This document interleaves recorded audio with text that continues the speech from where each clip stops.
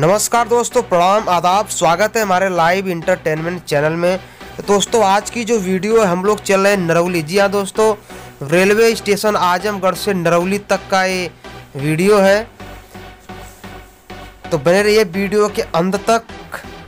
और चैनल को जो लोग सब्सक्राइब नहीं किए हैं वो लोग चैनल को सब्सक्राइब कर लीजिए, क्योंकि अगला वीडियो ताकि सबसे पहले आप तक पहुँच जाए।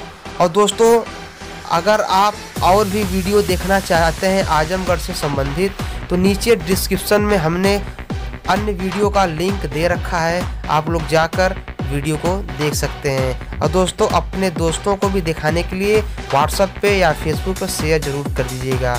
तो बने रहिए वीडियो के अंत तक।